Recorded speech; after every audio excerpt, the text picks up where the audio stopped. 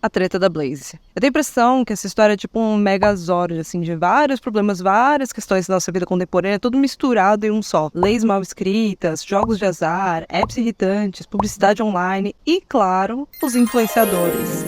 E sim, a gente tá se divertindo com os vários memes que surgiram, com as tretas de subcelebridade e tudo mais, só que assim, tem muitos assuntos complicados misturados, então vamos tentar destrinchar essa história toda. Vem comigo. Os jogos de azar são proibidos no Brasil desde 1946, quando a esposa do presidente Dutra falou tanto nas ideias dele que ele resolveu baixar o Decreto-Lei número 9.215, que basicamente proibiu tudo que era jogo de azar, incluindo cassinos, bingos, jogo do bicho e afins. O principal argumento usado naquele tempo foi que os jogos de azar seriam degradantes para o ser humano. Lembrando que a lei foi aprovada sob forte influência da então primeira-dama, Santinha, que era extremamente católica. E assim, colocando moralismos e questões religiosas de lado, é importante lembrar que os jogos de aposta eles têm sim um efeito forte sobre o cérebro humano, sendo comparável inclusive ao efeito de álcool e de outras drogas. De acordo com um artigo publicado na revista The Lancet Psychiatry, o vício em jogos de azar pode levar a problemas de saúde mental, cognição e relacionamentos, além de levar à falência e à criminalidade.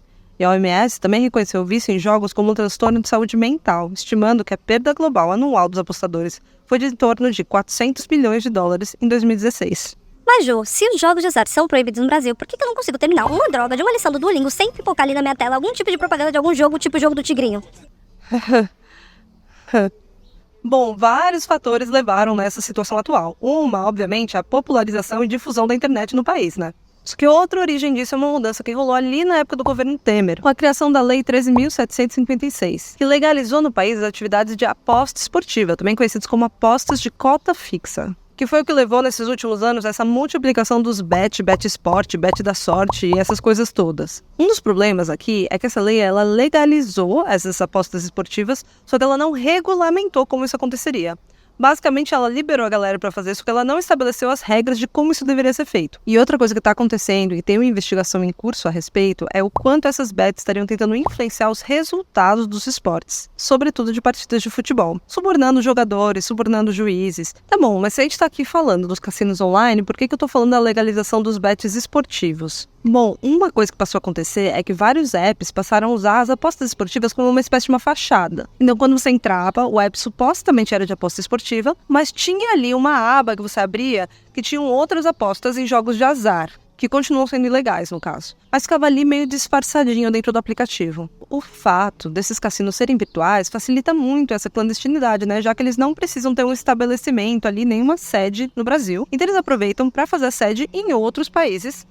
No caso, em Curaçao. Sim, sempre em Curaçao. Se você for pesquisar, você vai descobrir que Curaçao é a sede de centenas desses apps que operam não só no Brasil, como também em países nos quais os jogos de azar são legalizados. Se você abrir um app de cassino em um país em que é legalizado um app de cassino, para que botar a sede em Curaçao? Bom, para quem não sabe, Curaçao, além de um paraíso fiscal, é de fato um paraíso. É uma ilha linda que fica aqui na América do Sul, que conquistou sua independência só em 2010. E como qualquer república muito jovem, Curaçao ainda está com as suas leis em processo de amadurecimento, o que significa que todo o processo de regulamentação e fiscalização de qualquer tipo de jogo de azar que fica sediado no país é, vamos falar assim, flexível.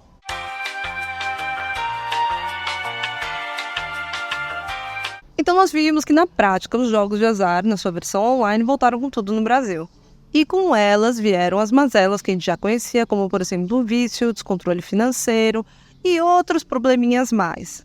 E diante disso, Carlinhos Maia, que é justamente um dos influencers que foi envolvido aí nessa briga toda, disse o seguinte: se você não tem cabeça, não jogue. Então, você também aprenda uma coisa, você joga porque você quer, tá? Porque você quer. Ah, me influenciou. Não, ninguém. Eu não jogo. Eu divulgo, mas nunca joguei. Ok, então suponha que você é um seguidor do Carlinhos Maia, você viu ali ele fazendo anúncios, né, da Blaze, e você decidiu jogar, mas você decidiu jogar de forma responsável. Você não apostou ali um dinheiro que você não tinha e tal. E daí você ganha uma bolada, você consegue ganhar ali um prêmio. O que tem acontecido nesse tipo de situação é que a Blaze e várias dessas outras empresas, elas sempre dão um jeitinho de não pagar esses prêmios de altos valores para as pessoas. Na minha época a gente chamava isso daí de golpe. E aí que volta a não regulamentação e o fato dessas empresas operarem quase que de forma meio que clandestina aqui no Brasil, né? Porque assim, você já participou de algum sorteio? Sorteio assim, sorteio de promoção, você vai lá, compra produtos de limpeza, corta os códigos de barra, cadastra lá no site, daí vai ter uma airfryer sorteada pelo Luciano Huck. Eu não sei se você já percebeu, mas toda vez que você participa de sorteio ou qualquer outro evento que envolva algo com sorte, tá sempre lá nas letrinhas miúdas algo como concurso, tal, pela Loteria Federal. Isso acontece porque legalmente, no Brasil, todos os sorteios, incluindo os de promoções, têm que ser realizados pelos números da Loteria Federal. O uso dos números do sorteio da Loteria Federal ajuda a dar uma credibilidade para aquela promoção, uma vez que é realizada por uma instituição financeira respeitável, amplamente auditada, com regras claras e justas, basicamente garantindo a transparência e a integridade dos sorteios. Porém, vamos lembrar que todos esses apps aí, de jogo do tigrinho, etc., eles não seguem as leis brasileiras. Eles estão em Curaçao, seguindo as leis super flexíveis de Curaçao. Você não tem nenhuma garantia da lisura ali daquele processo. E, mais do que isso, você não tem nenhuma garantia de que você vai ser pago quando você ganhar. Na prática, pouca coisa impede que na hora que você ganhar uma bolada, esse app te manda um e-mail falando que sua conta foi terminada por um problema ali no cadastro e que elas não vão te devolver nem o dinheiro que você ganhou e nem o dinheiro que você investiu naquele jogo. Como já vem rolando em muitos casos. Quando eu fui tentar realizar o saque desses 98 mil, eles colocaram que eu fraudulei a plataforma e tiraram o dinheiro da minha conta. Quem entra nesse jogo nunca ganha. Quando você vai retirar, eles bloqueiam o valor. E o que é pior, quando você vai tentar ir na justiça para reaver isso, você tem que lembrar que não só a sede é em Curaçao, como ninguém sabe quem é o dono da Blaze. Então os processos, eles encalham, né? Então, Carlinhos, não é só uma questão de cada um faz o que quer, você jogou porque você quis. Porque as pessoas estão tomando golpe, Carlinhos. Golpe desse aplicativo que você estava promovendo. O que nos leva ao próximo ponto da questão. Bom, o circo começou a pegar fogo a partir de uma operação da Polícia Civil lá no Pará e também dos belos domingos de dezembro, quando o Fantástico resolveu fazer algumas matérias expondo influenciadores que estavam divulgando tanto o jogo do Tigrinho quanto a Blaze. Para fazer a divulgação, a Blaze contrata celebridades com milhões de seguidores. E o roteiro sempre começa com um convite. Dá pra fazer uma grana muito rápido, mas com ressalvas. É um jogo para maiores de 18 anos. Tem que jogar com consciência, porque você pode ganhar e você também pode perder. E o final, sempre feliz. Aí, ó, postei 500 e ganhei 1.110. E muita gente aí apontou justamente a hipocrisia da Globo, né? Já que alguns dos seus maiores patrocinadores são aplicativos de bet que também tem ali uma aba de jogos de cassino. E de fato isso é hipocrisia. Só que a questão da Globo também tá errada, não faz dos influenciadores certos, né? Inclusive já tem muita gente aí sofrendo as consequências, né, de fazer essas publis de uma atividade legal. No Pará, a Polícia Civil prendeu hoje 6 pessoas, entre elas influenciadores digitais. Essa operação investiga uma organização criminosa envolvida em jogos de azar na internet. Vários influencers tentaram se justificar, então até debocharam, falando que eles não tinham nenhum envolvimento com o jogo em si, que eles não eram sócios, que eles estavam ali fazendo só uma divulgação e que, portanto, não era nada ilegal. Só que, você divulgar isso já é uma ilegalidade. Aí, no meio disso tudo, surgiu uma alegação de que alguns influencers estariam recebendo uma comissão pelas perdas dos seus seguidores. são mentiras que já saíram, como por exemplo, eles ganham divulgando, né, o site, eles ganham quando as pessoas perdem, quando os seguidores perdem. Gente, isso não existe, não existe. Nós temos contratos de influenciadores, a gente divulga e ganha pela publicidade. E assim, eu não acho que essa moça esteja mentindo, mas eu acho que ela muito convenientemente está fazendo uma análise bem superficial. Porque ela pode até não ter ganhado uma comissão direta pelas perdas dos seguidores dela no app. Só que ela lucrou muito com essas perdas. Isso ela lucrou. Porque acompanha comigo aqui o raciocínio. Para que esses apps de aposta possam pagar os cachês milionários das publis desses influencers, eles precisam ganhar dinheiro, muito dinheiro. E para eles lucrarem a ponto de ter esse dinheiro, eles precisam que muitas pessoas apostem e percam. E os influencers, eles são uma peça-chave nisso, em levar as pessoas a apostarem e perderem seu dinheiro. Então, sim, em última análise, esses influencers capitalizaram e muito em cima das perdas dos seus próprios seguidores. Isso sem nem entrar no mérito de toda a publicidade falsa e enganosa que rolou nisso aí, né? Por exemplo, influencers tentando convencer o seu público de que aquele estilo de vida de luxo que eles estavam levando era derivado do dinheiro que eles tinham ganhado nas apostas, e não dos cachês altíssimos que eles estavam recebendo para divulgar o app. Teve também muito vídeo montado, mostrando esses influencers jogando esses jogos e dando essa falsa sensação de que era muito fácil ganhar. Olha isso.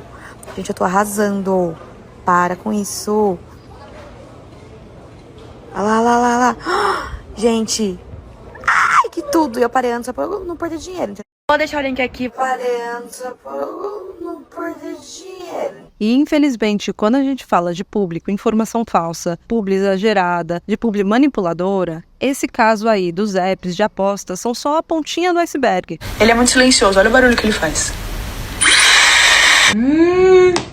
Muito gostoso. Ele melhora o metabolismo e auxilia na inibição do apetite. Aí você vai me perguntar assim, poxa Kelly, mas um batom faz isso tudo? Sim, sim. Em grande parte, isso daí é consequência de algumas empresas que ainda estão capitalizando em cima de um espaço que é meio que uma terra sem lei. Não que seja totalmente sem lei, existe algum tipo de regulamentação ali em cima do trabalho dos influenciadores digitais, mas como esse é um mercado muito novo, as leis ainda estão em desenvolvimento, porque leis geralmente surgem conforme os problemas vão pipocando. E como essas leis ainda estão se estabelecendo, enquanto isso a gente vai vendo muita coisa estranha aparecer. Muito tipo de campanha ou práticas que talvez não passassem ali na publicidade que a gente está mais acostumado, que acaba aparecendo nas publis, né? Mas independente de questão de regulamentação, tem todo um debate sobre ética pessoal, né? Quando você é influenciador, quando você tem ali milhares ou milhões de pessoas te seguindo, você tem que ter alguns limites éticos em relação a que mensagens e que produtos que você vai divulgar para aquele público, porque você tem que ter noção da sua responsabilidade enquanto comunicador. E isso também destaca a importância de nós, enquanto consumidores dessas informações,